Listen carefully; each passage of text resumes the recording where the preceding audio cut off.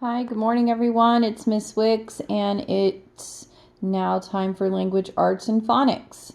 We are doing lesson 133. This is pages 265 and 266. On our front classwork side, we're working on marking the sentences. And you should know when it says mark the sentences that you're going to mark the subject, from the predicate part of the sentence. Okay, so we're going to put a line between the subject and predicate, then we're going to underline the subject one time, and you're going to underline the verb 2 times. Underline the verb, just the verb. You don't have to underline the whole predicate part, just the verb 2 times. Usually the verb starts right after the line here with the predicate part. Okay, so let's read number 1, or let's read the sentences in section 1. Mom made strawberry jelly for our family. Now, to figure out the subject, you ask yourself who or what this sentence is about. This sentence is about Mom. Mom is the subject. We're going to draw a line right here. Mom, we're underlining 1 time. What did Mom do? She made strawberry jelly for our family. Okay, the verb on this side showing action is made. Underline it twice. Next sentence. Grandma and I picked the strawberries. Grandma and I picked the strawberries. You have to be careful. Who or what is the sentence about? It's not just about Grandma. It's about Grandma and I.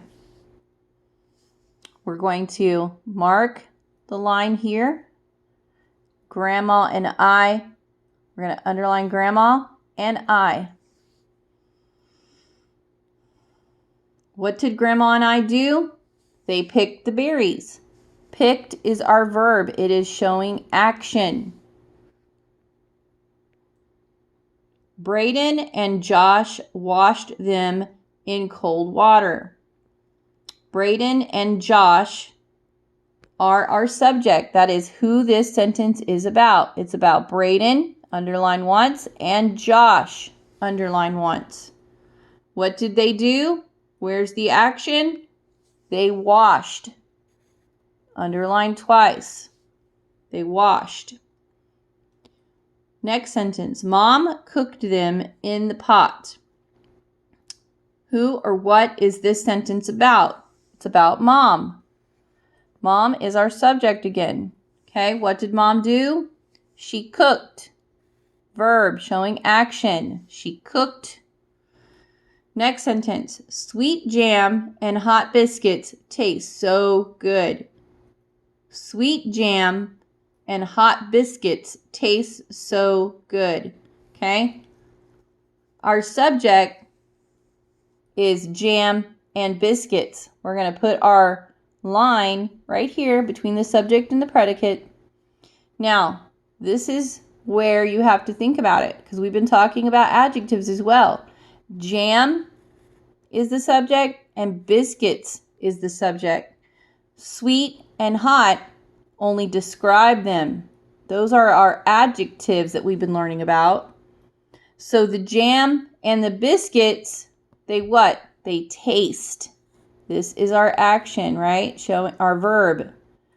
They taste good. All right, number 2, write the abbreviation for each word. All right, you should know these. You should be able to do these on your own.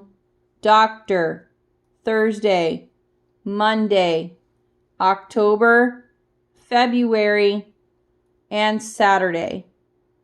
I believe these are also found in your planner. Number 3, read the sentences. Circle the correct word to finish the sentence. Sophia will wear her blue dress on Sunday. Which one is the correct blue? I want you to circle the correct word. She learned a whole chapter from Psalms. Which kind of whole are we going to use? Both Carlos and Sophia won a new Bible. Again, which one are we going to use?